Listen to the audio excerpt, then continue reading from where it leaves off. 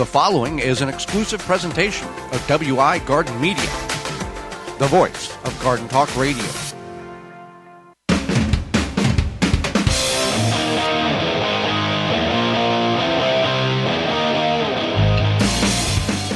Coming up on the program today, we're going to discuss trellising as well as water features on your property. Our guest is the editor of the Old Farmer's Almanac, Carol Conner, is going to be with us, and we'll answer your garden questions. The hour's full, so join us. You are listening to the most informationally packed hour of garden-focused radio in the country and on the internet with your host, husband and wife team Joey and Holly Baird.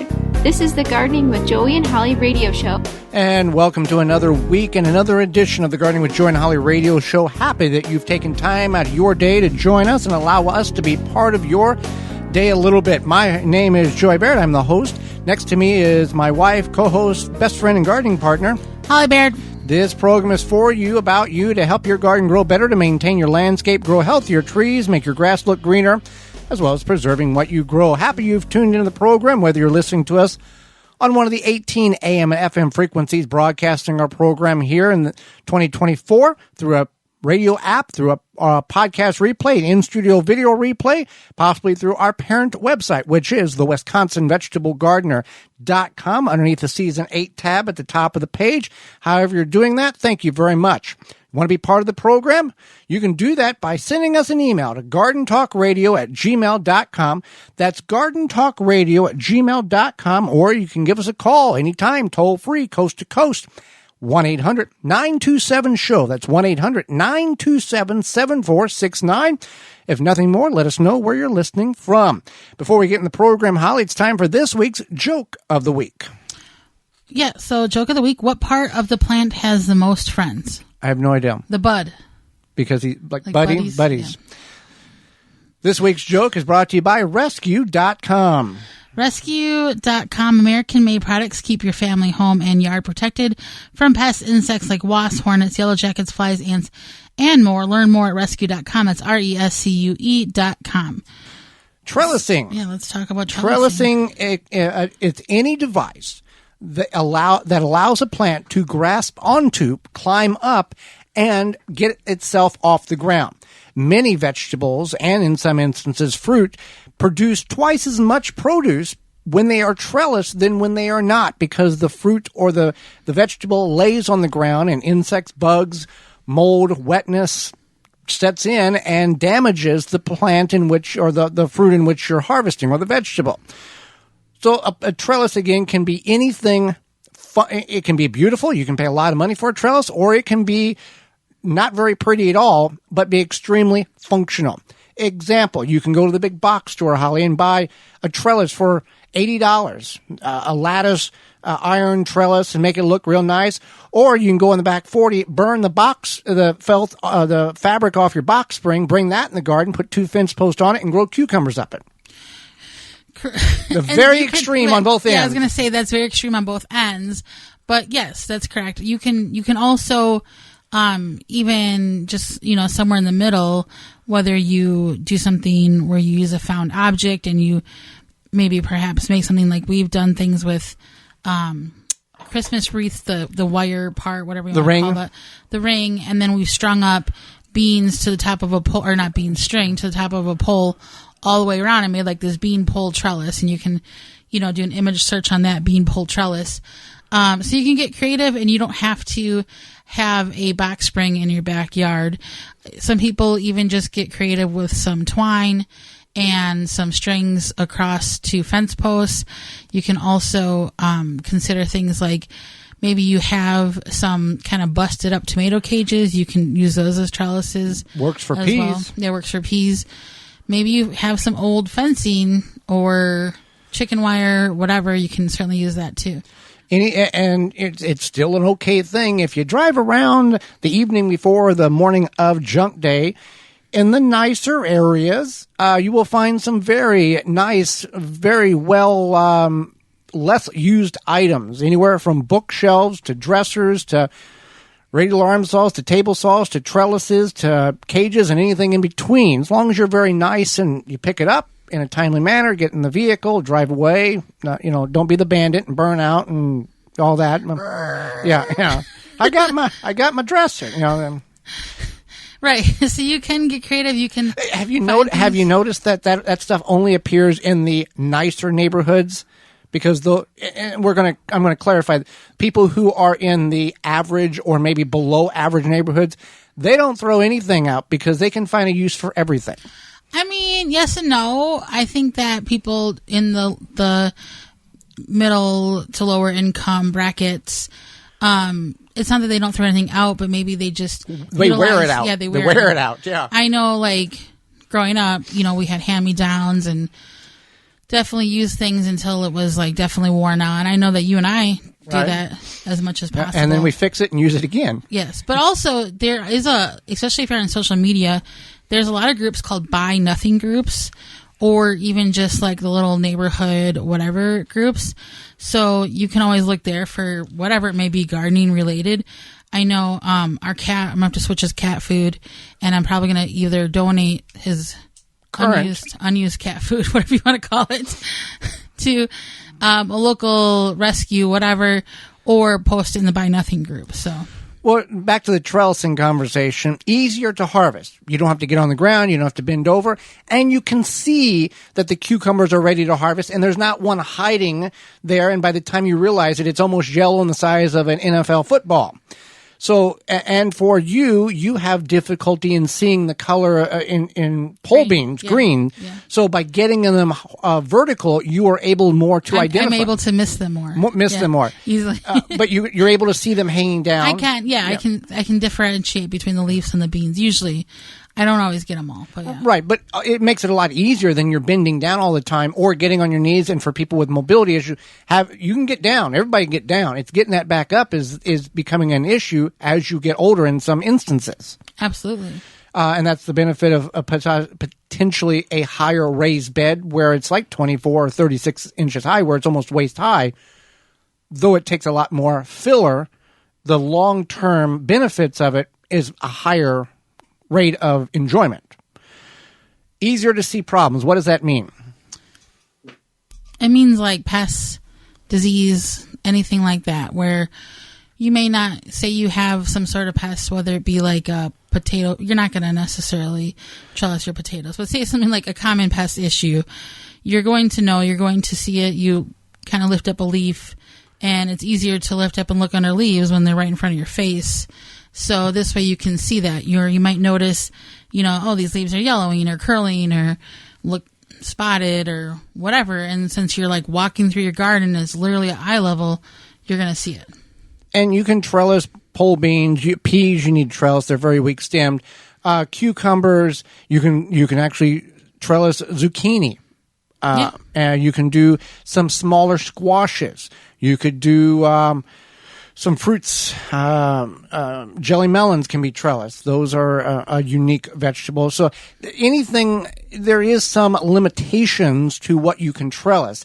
In those limitations, you can add assistance to those fruits or vegetables in order to support them as the plant and the fruit is developing. You can put netting underneath them and hang a fence post with netting. We had a squash. What was that thing? A squash 3D trellis? A shelf trellis. Shelf trellis. That's what we called it. Yeah, and it was like basically a four-sided trellis. It was like a racking in a warehouse. Yeah. Two layers that was 4 foot by 4 foot, a ground on the ground, a second layer 2 foot up, and a third layer at 3 foot up. There's some videos way old on the WisconsinVegetableGardener.com website there, and it worked well. We grew several Cinderella pumpkins out of self-watering tubs that grew up and sat on the shelf itself or the trellis itself.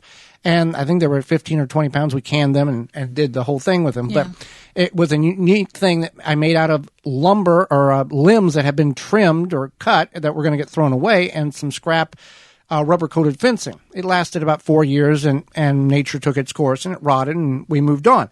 But it was a unique way in order to support large vegetables, large pumpkins. Yeah, so you can get creative, or like Joy mentioned, you can use some netting. You can even like go and buy some pantyhose, some cheap pantyhose, and use those to support some squash. So you have options to support the squash, and you could still grow it up onto a trellis. Which prevents a lot of rot issues, because most of these things, if they're setting on the ground, cucumbers, muskmelon, cantaloupe, there was the same thing, honeydew, watermelon, they're setting on the ground.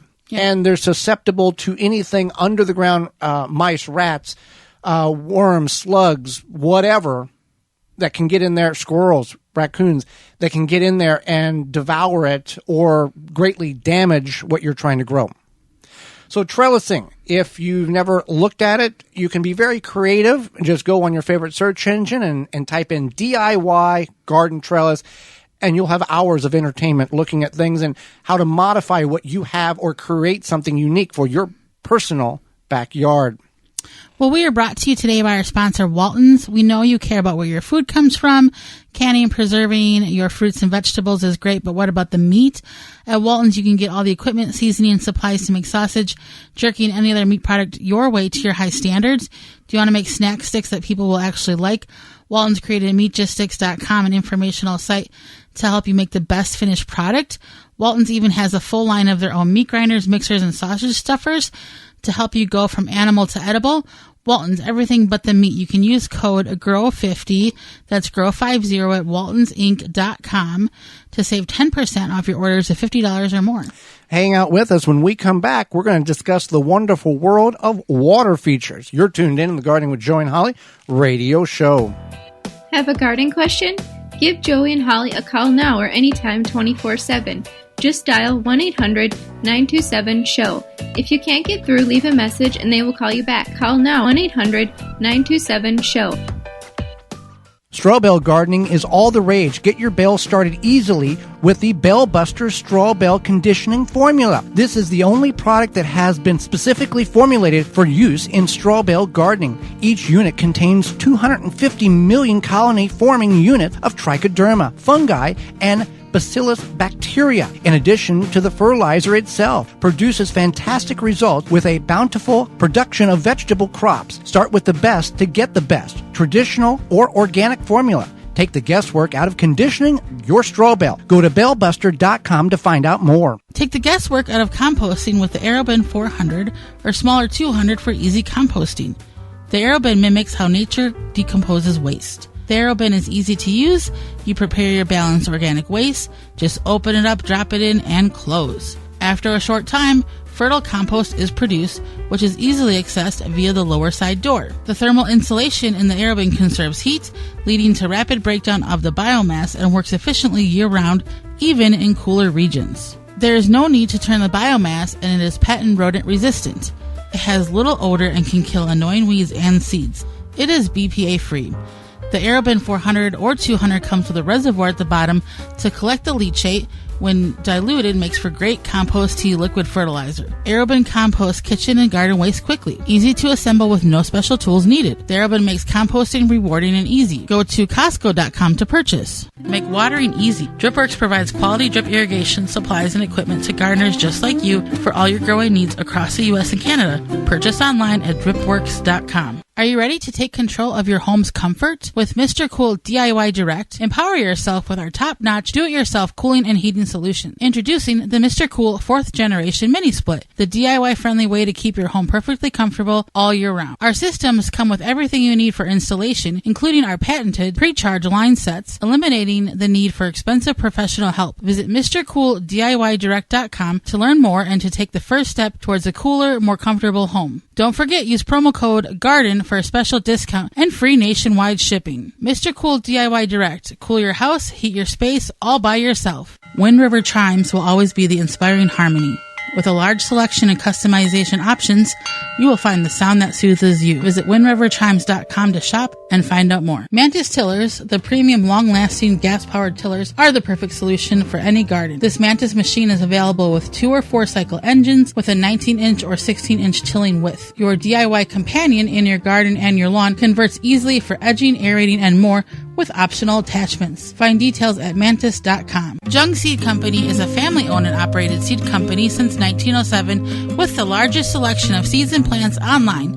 Use coupon code 10TG24 to save 10% off your order at jungseed.com. That coupon code is 10TG24 at jungseed.com for 10% off.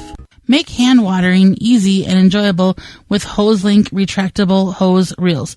No more tripping over hoses, kinks, tangles, and avoiding rolling the hose up. With an automatic retractable HoseLink saves you time and effort manually coiling up your hose, leaving your focus on the things that will bring you joy in your garden. Available in multiple colors and lengths, you'll be sure to find the retractable hose that works for you. To find out more and to buy online via hoselink.com, use coupon code radio10 for $10 discount, valid starting April 1st through May 31st. Dig planting holes from a comfortable standing position. Step, twist, pull, and plant. Visit ProPlugger.com.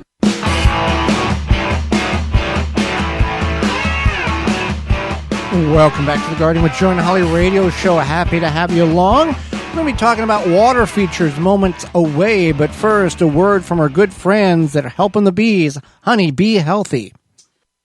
Since 2000, Honeybee Healthy Inc. has helped beekeepers maintain healthy and thriving hives, attracting pollinators to your garden. This year is as simple as hanging a hummingbird feeder with a mixture of sugar, water, and Honeybee Healthy Original. Don't be alarmed to see birds, bees, and butterflies dining together at the feeder. Pollinators coexist peacefully with Honeybee Healthy Inc. They're offering a 10% discount on an 8-ounce bottle of Honeybee Healthy Original. To the show's listeners, enter discount code BEGARDEN, that's BEE Garden at checkout.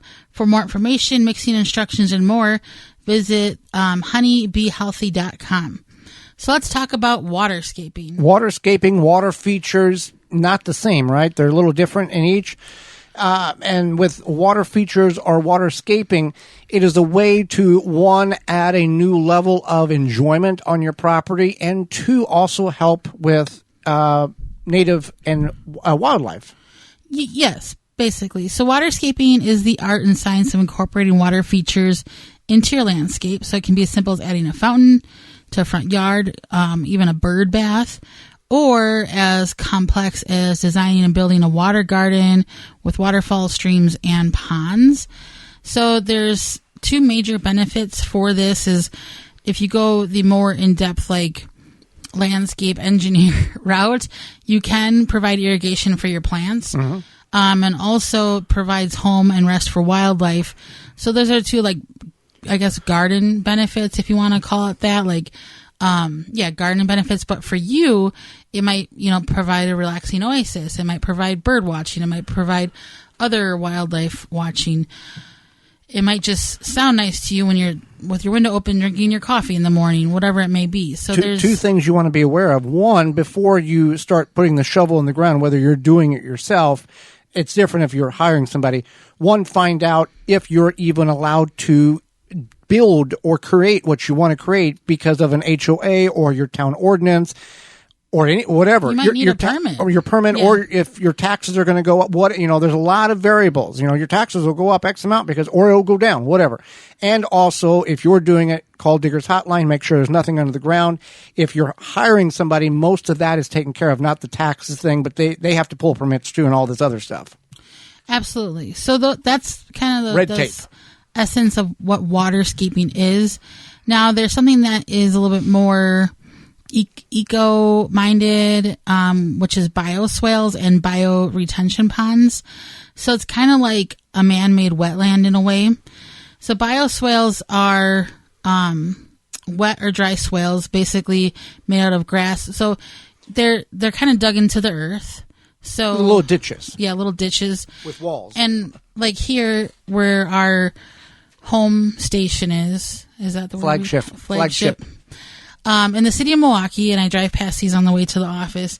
They put these in the medium, like the center thing. Right, between the lanes. Between the lanes. The grassy knoll. The grassy knoll. They create these bioswales. So bioswales are dry swales made out of grass, rocks, and other types of vegetation, and they are sloped to move the water through the system in an efficient manner. And so is it like a slide? It zigzags back and forth to slow and allow it to absorb in the soil, or it just basically is like a divot. Okay, just to slow it down so the erosion doesn't occur. Correct. Okay. And the bioretention ponds are that, but they are they capture the storm water and then can create a pond. So storage. Pond storage. So they use, when you create these, you use plants and soils to infiltrate and treat stormwater runoff.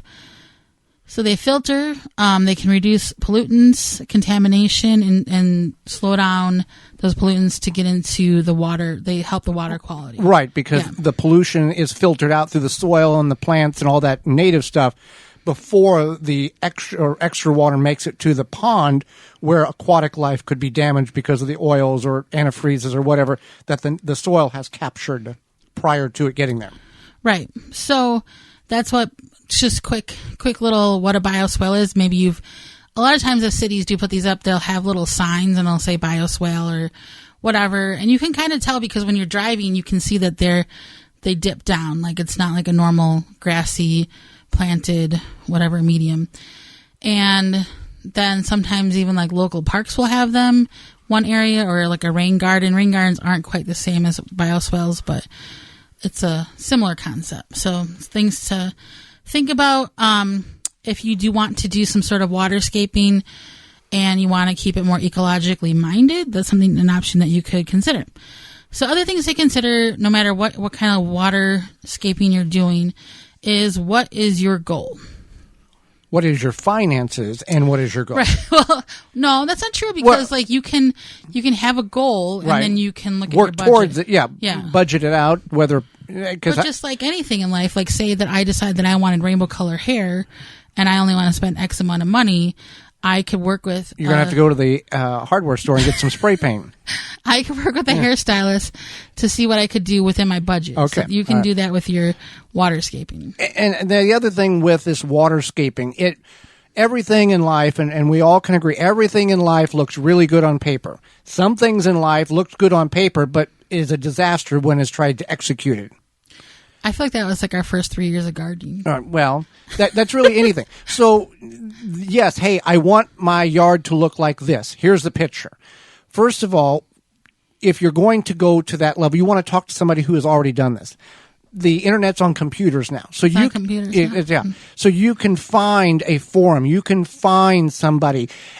Or if you get a hold of a company who may do this for you, there is probably a opportunity in which you can talk to, I guess it's the contractor, and say, hey, here's my vision. I am concerned about these things. And they can say yes, no, here. They may even also be able to put you in touch with clients in which they have done that in a neutral setting and say, hey, I'm looking at doing this. What was your experience having it done on your property? Oh, well, it was great. No, this was a disaster. Don't do it this way.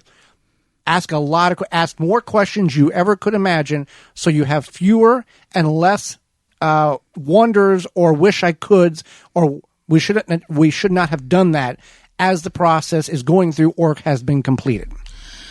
Absolutely. So what is your goal? What's your cost? Budget? And there's no bad question. If you don't know, then you can ask. Right. So then you want to think about location and space. And this might tie into whatever your budget is. So if you are like, I want to afford X, well, your space that you're using, if your budget is lower, your space might be smaller. Or your location might make a difference as to so if you have a larger space or a smaller space, but you have an unlimited budget, that can make a difference as well. But it usually comes into like, what is your goal? What is your budget? And then you think about location and space. Well, couldn't a waterscape simply be a small, let's say 50 or 80 or 200 gallon little pond in the back with a solar powered sprinkler or a fountain in it and some lilies around it? That could be a waterscape. It could be very simplistic. It can, but then that brings us to maintenance. So you might have to do a lot of maintenance for your little lily pond. But you may enjoy doing that. But you may enjoy doing that. But I'm just saying, that you have to consider that it might, if you don't have a filter or something, you might be not enjoying it at some point. So that's something to keep in mind. Also, what are you going to do over winter? If you live in a climate where it freezes over winter, are you doing this properly so that you don't like crack your basin? Or can you just pull it out, put it into the garage? Or if your pond has got a rubber mat where you just have to, drain it or something, unless you have fish. I don't know. There's a lot of variables, but there's a lot of creativity. You can create whatever you want, and whatever you want, we're in a world of unique opportunities where anything is probably possible. Right. And you may enjoy it. You may enjoy having this pond or whatever that you have to clean once a week because you're outside and it's getting you outside and you enjoy the water feature and the fountain and whatever. Another thing to consider is if you are purchasing or setting up or whatever a water feature, waterscape, and you want to have like fish. Again, as Joy had mentioned, what are you going to do with those fish in winter? Are they going to freeze? What's going to happen? Or is there animals native to your area that enjoy fish that would, because of the easy access of retrieving, they can just jump in the water, grab it, and go, rather than a big pond or a stream where the challenge of getting a fish, say a raccoon or maybe even a bear, I was just gonna say would be very difficult or more difficult. Right. Yeah. And if you live somewhere in the mountain regions, you might have bears that would like mountain lions that may want to come into your backyard, and you don't have to be in mountain ranges. Well, I'm just saying that might be more common. Right. So so it's something to think about. Or again, our friendly little raccoon friends with their little people hands might find this an interesting and easy opportunity to get themselves a snack. So that's another thing to consider as well. Well, now, Holly, that the weather has warmed up, you'll want to protect your yard from various beetles, weevils, borers, and those Japanese beetles that are probably, if not already, soon to be arriving. And what better way to prevent these pests from destroying your garden than by controlling them while they're larvae? Grub Gone is an easy-to-apply granular product that can spread on your turf to successfully control grub invaders. Developed by Phylum Bioproducts from a naturally occurring bacteria, Grub Gone is a non-chemical BT product that specifically targets only scarab pests, and it's safe to use around bees and other beneficial insects. It is, if you've already got beetles flying around your yard, then Beetle Gone is the organic water dispersible powder you need to get that can be sprayed directly on your edible plants. Find out more at phyllumbioproducts.com or beetlegone.com. When we come back, Carol Connor of the Old Farmer's Almanac will be with us. You're tuned in to the Garden with Joy and Holly radio show. Got a question for Joey and Holly? Send it via email anytime to gardentalkradio@gmail.com. Water supply tanks provide BPA-free, long-term, safe storage for drinking water from 35 to 1,500-gallon tanks. Water supply tanks has you covered. From preparing for unexpected needs, off-grid property, easy gardening access, and more. For questions and to order, visit watersupplytanks.com and use coupon code GARDENING10 to save 10% off your order. Soil Diva Liquid Microbe Stimulant Spray improves the health of your plants you work hard to grow, stimulates the natural enzymes, and increases beneficial soil bacteria. Go to soildiva.net. Soildiva.net.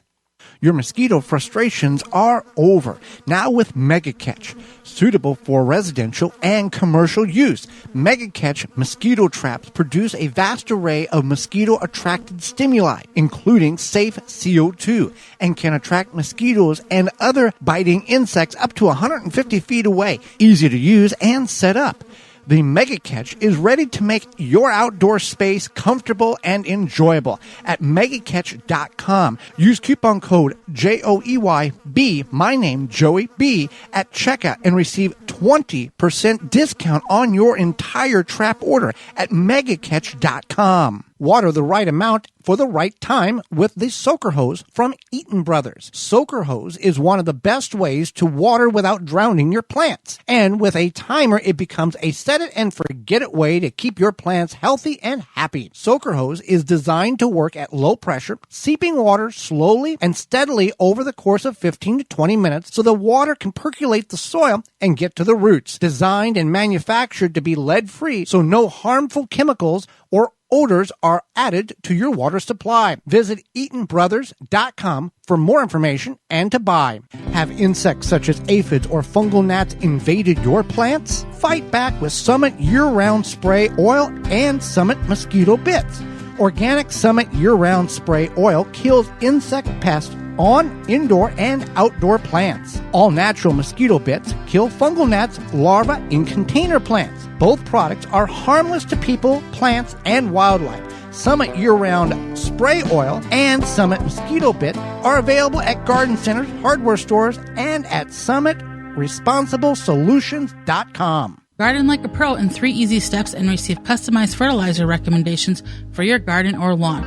Soil Savvy helps you determine what nutrients your plants need to thrive. Never again over-apply nutrients they don't need. A patented process that makes you a smart gardener. To get your soil test kit, go to mysoilsavvy.com. If you could double the life of your raised bed boxes by sealing the wood with a clear, non-toxic wood preservative, would you? Well, now you can with a clear, penetrating product called Internal Wood Stabilizer. It's 100% non-toxic and easy to apply. Seal your untreated wood surfaces, even chicken coops, by spraying on Internal Wood Stabilizer.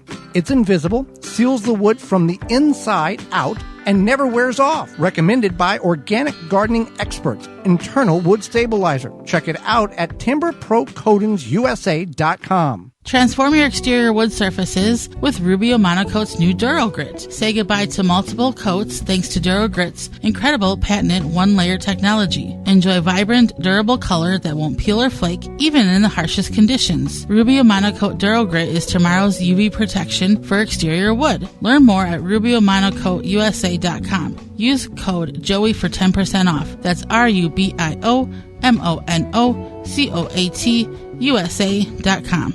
Rootmaker starts your plants off right and keeps them going through harvest. From their seed starting trays with an innovative design that air prunes the roots to their large variety of grow bags, 1 to 60 gallons. Their products will provide you the harvest you've never seen before. Visit rootmaker.com. Use coupon code ROOT24 to save 15% off your order at rootmaker.com. That coupon code is ROOT24 to save 15% off your order at rootmaker.com.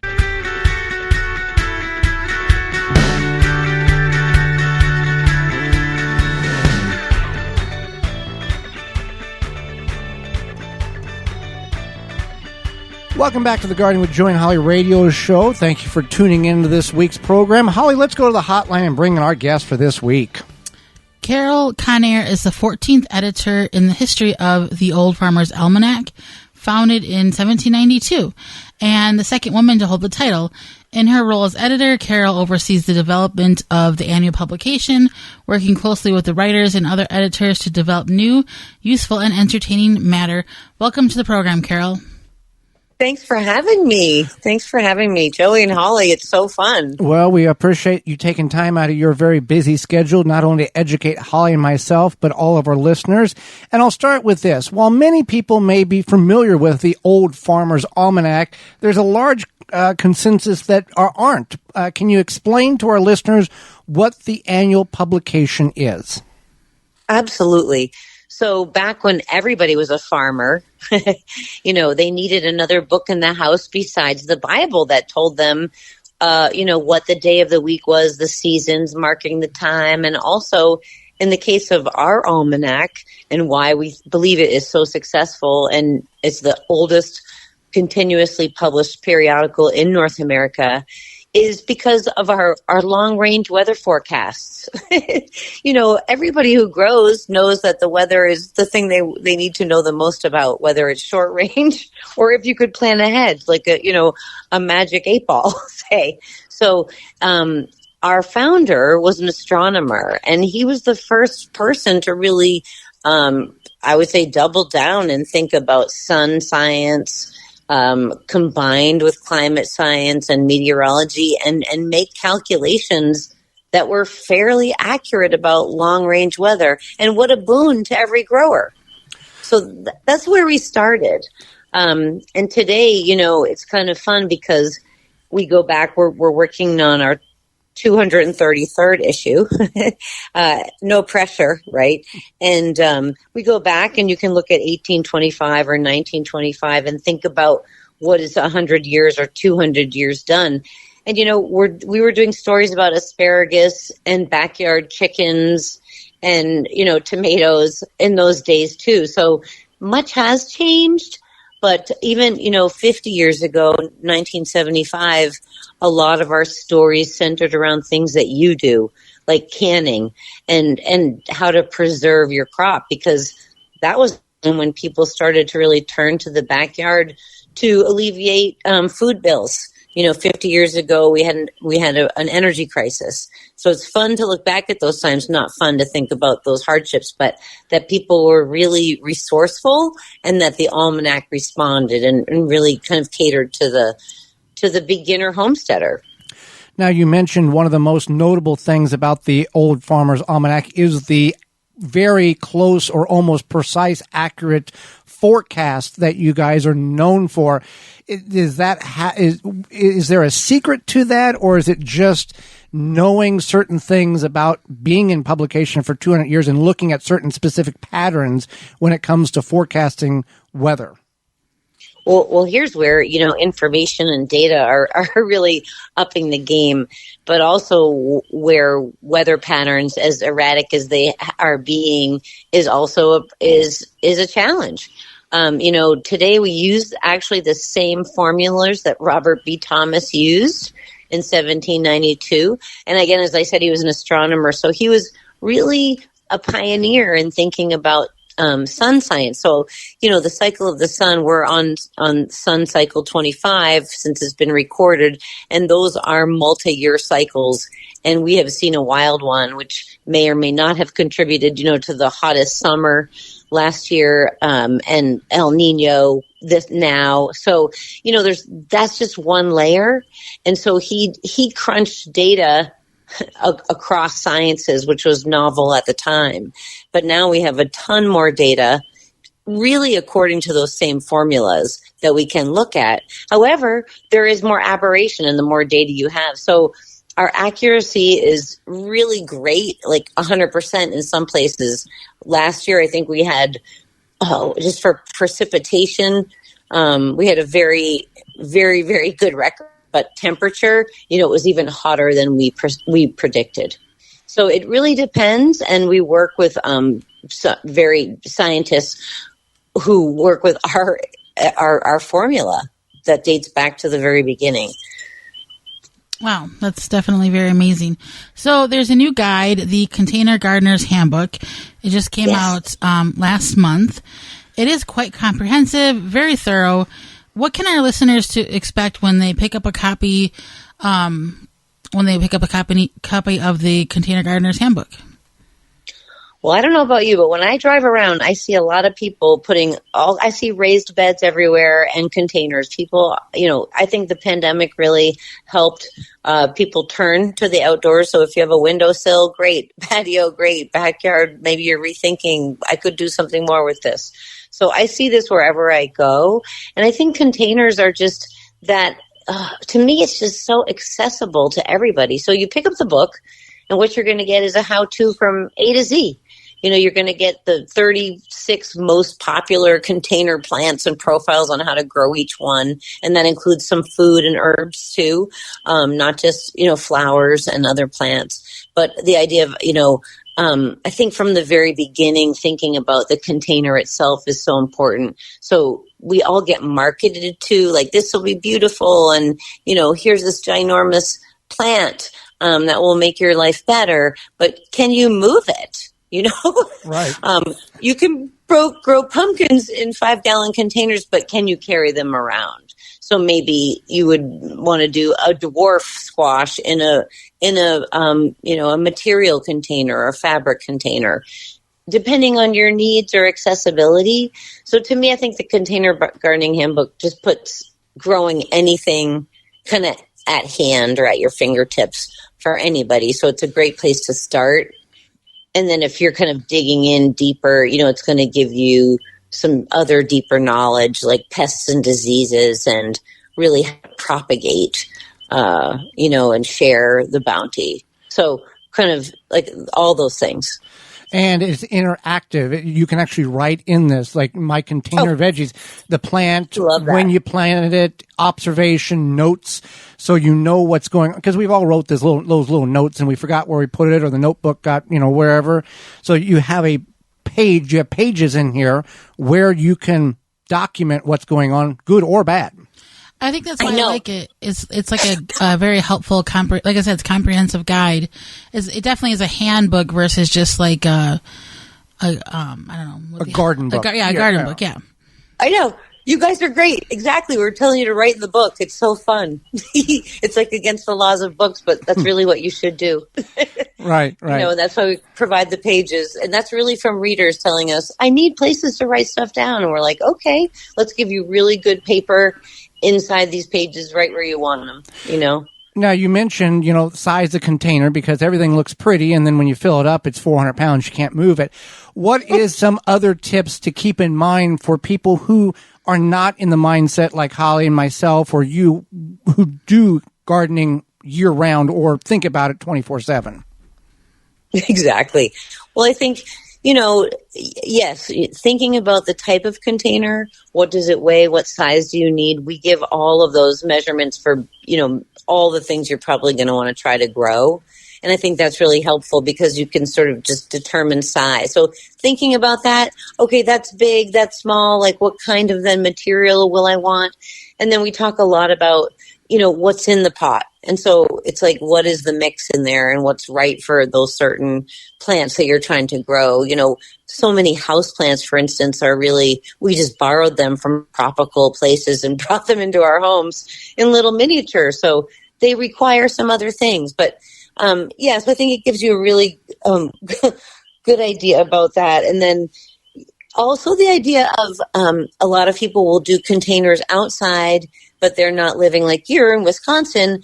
So you might need to bring a lot of things inside. So how many house guests really can you accommodate?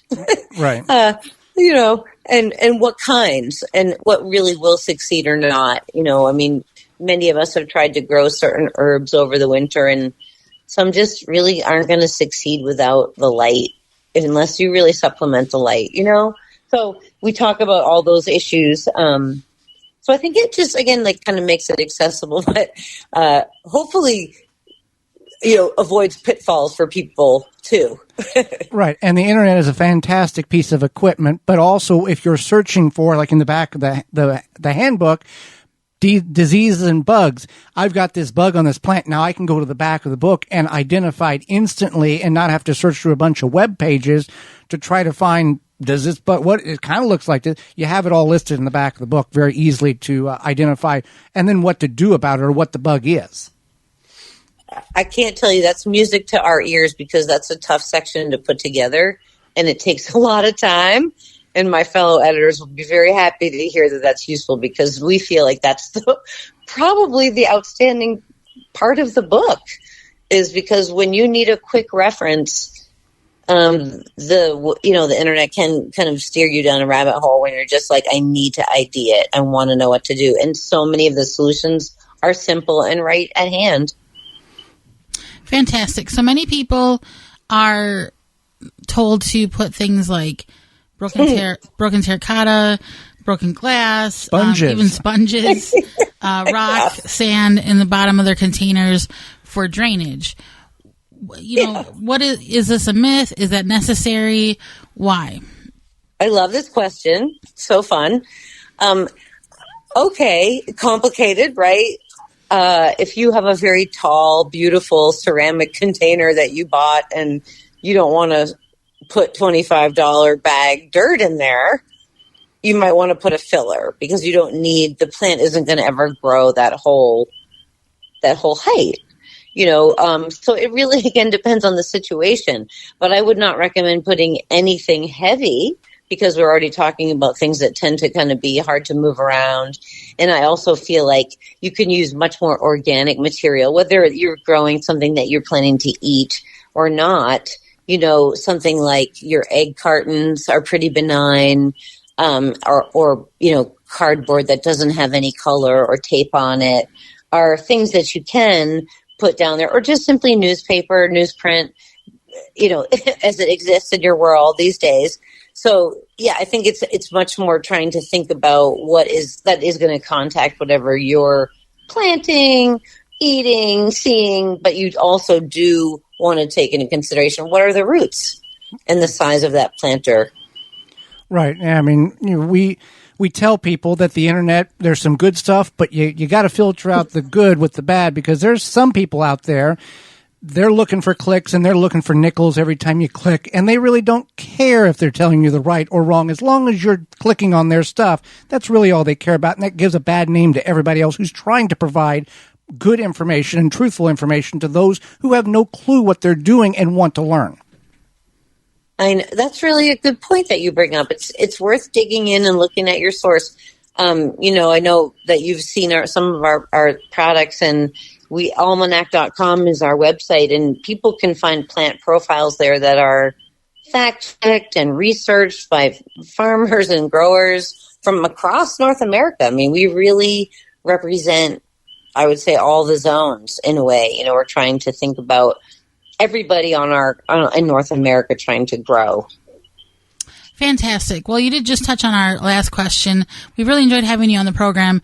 And again, if people want to find all of the great information for the Old Farmer's Almanac and get the book, and get the book and all that great information, where do they go again? Well, almanac.com is a great place to go to buy any of our products. But also we are on newsstands. We're old-fashioned in that way. You can find us also at a lot of lawn and garden stores. Like, I don't know if you have Lowe's where you are, or Tractor Supply. And almanac.com in Canada also has our products. So Amazon is also a place to find all of our books. The Container Gardener's Handbook is the third in our series. And then the fourth is going to be a houseplants book. Well, Carol, we greatly appreciate the time you've offered and the education you provided, not only Holly and myself, but all of our information. And thank you for the effort that you've put forth to help all of us gardeners grow better each year. Thank you. It was a wonderful spending time with you. Thank you. And when we come back, it's your garden questions, our garden answers. You're tuned in to the Gardening with Joey and Holly radio show. Have a garden question? Give Joey and Holly a call now or anytime 24/7. Just dial 1-800-927-SHOW. If you can't get through, leave a message and they will call you back. Call now, 1-800-927-SHOW. Watering is the key to a healthy garden, but it can take up a lot of your time. Water less with Soil Moist. Grow beautiful plants with less water. Soil Moist polymers reduce your plant's watering by 50%, reduce transplant shock and soil compaction, and are effective in your soil for 3 to 5 years. It is an effective watering management aid that is ideal for internal and external planting, such as trees, shrubs, containers, baskets, flower beds, vegetables, and turf. Soil Moist acts as a form of insurance for your plants and is environmentally friendly. It is easy to apply at the time of planting or transplanting. Spend more time doing what you enjoy and let Soil Moist work smarter for you. Bolster your plant's nutrient and water uptake with Soil Moist. Enhance microbial and plant growth. No need to spend extra time worrying about watering your plants.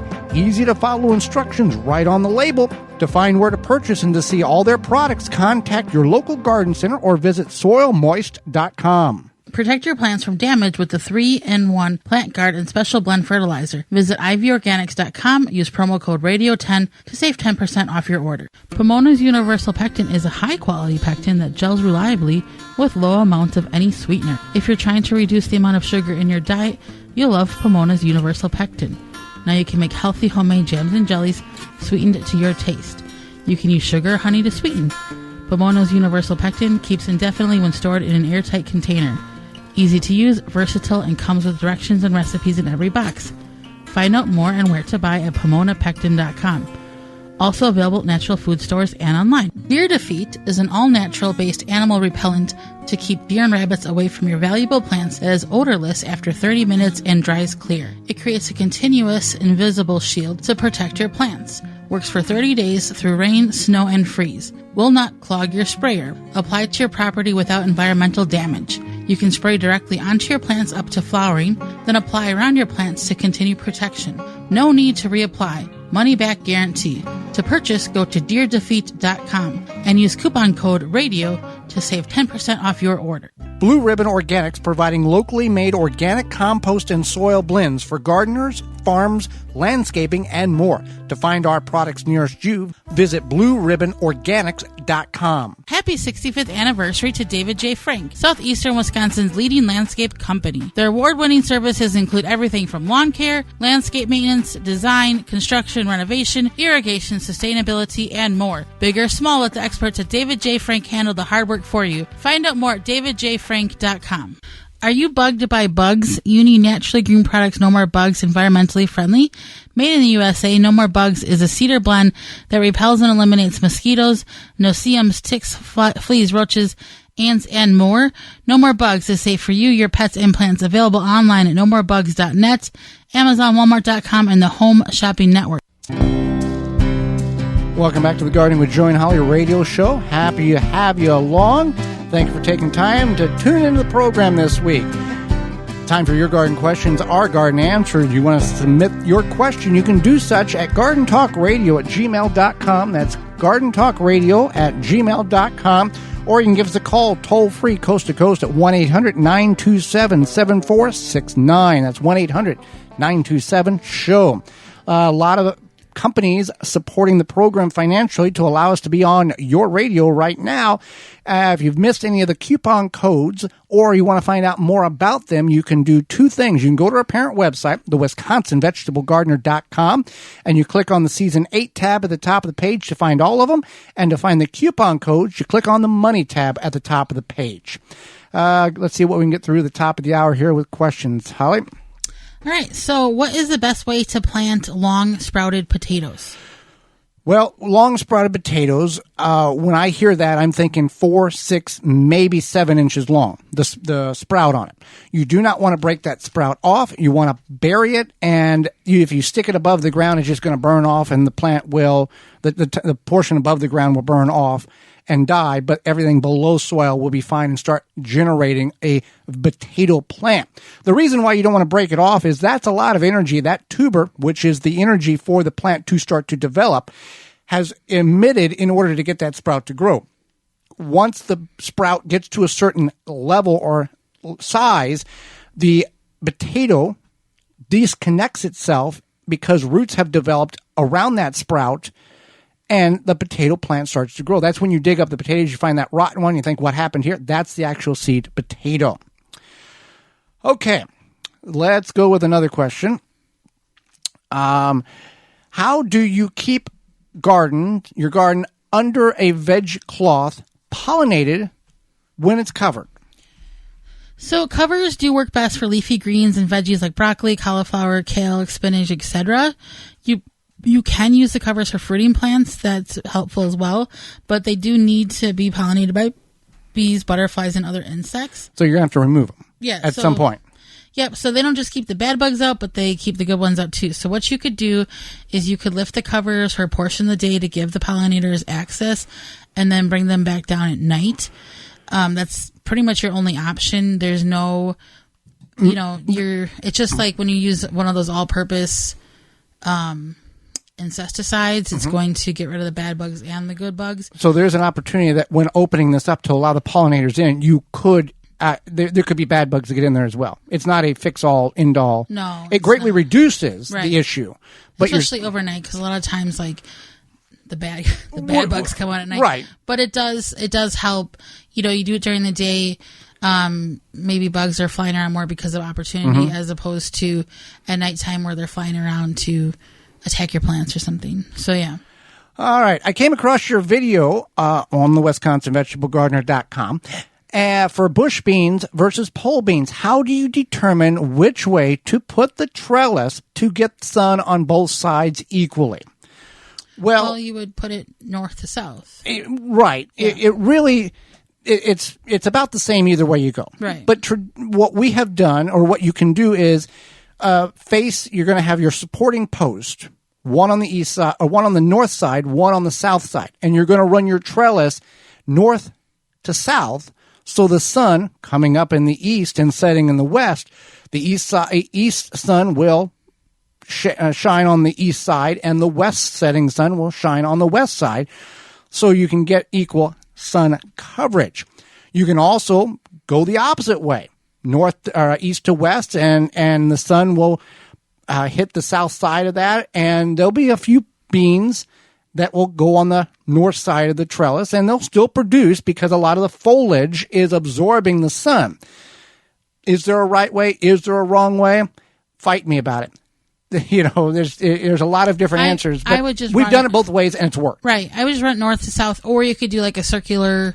But then what about the things in the center? How is that getting? That's true. There's many different But like Joey mentioned, that because there is going to be foliage no matter what side, that the foliage typically grows towards the sunlight. Yeah. That will provide enough photosynthesis for all of the plants, so you should be good.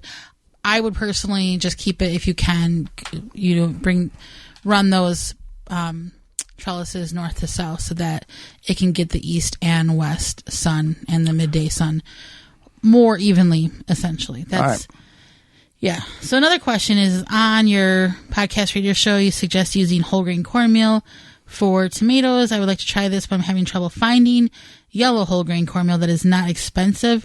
Where do you get yours? What brand do you suggest? It is not cheap. No, it's like $7 a bag, I think. Right, and this show that you're listening to on the radio you can find it in a podcast form. So if you can't listen to all of it, or you want to catch back archives, they're all listed on the website and on our podcast housing. Yeah, so just not to confuse it, we don't have like a separate podcast. No, goodness, no. So yeah, we use two brands typically. One would be Bob's Red Mill, and the other one is Hodgins Mills. You can also find your local co-op might have like an organic food. Yeah. But they might have it in both. And the reason why we're talking about this, if you're not familiar, yellow whole grain cornmeal has a beneficial bacteria in it called trichoderma. What trichoderma does, it fights the bad bacteria in your soil, which is early blight. All soil has it. Doesn't matter what kind of soil you got, it's got early blight in it. At the time of planting tomatoes, you plant your tomato, you put your stuff in the hole, you cover the tomato roots up, and you sprinkle a handful of yellow whole grain cornmeal around the base of the plant. Then you mulch and you water. That yellow whole grain cornmeal greatly reduces by about 80% the chances or the likelihood your plant is going to get early blight. Early blight is caused by the soil, and 90% of the diseases your tomato plant has is by soil splashing up on the leaves, progressively working up the plant. By the end of the season, you got a plant with a lot of fruit and no leaves. So since we've been doing this since 2014, our plants have been as lush and green from early fruit development all the way up to the day of frost. Prior to this, our plants didn't exist by the end of the season because early blight had overtook it. So that's why we use yellow whole grain cornmeal. With that being said, we are out of time. It's time for the portion of the program with what we learned today. I learned when we had Carol on she's the editor of the Old Farmer's Almanac, that their weather forecasting, the founder of the Old Farmer's Almanac, they've been using the same formulation on how to predict the weather since 1792, and they've been almost perfect or 80+% accurate every year since then because of the formulation that the founder developed. Because we are in the sun cycle 25 now, and he figured all that out back years ago. I learned that Joey and I agree that you should make your bean trellis go east to west. There you go. What we learned today is brought to you by Honey Bee Healthy. Whether you're a gardener, a bee hobbyist, or a professional beekeeper, Honey Bee Healthy Inc. has the products to help you maintain a healthy hive and thriving garden. For more information on how to use Honey Bee Healthy in your garden, visit honeybeehealthy.com. And actually, I meant we both agree that your trellis should go north to south. I was getting all mixed up in my brain. Anyway.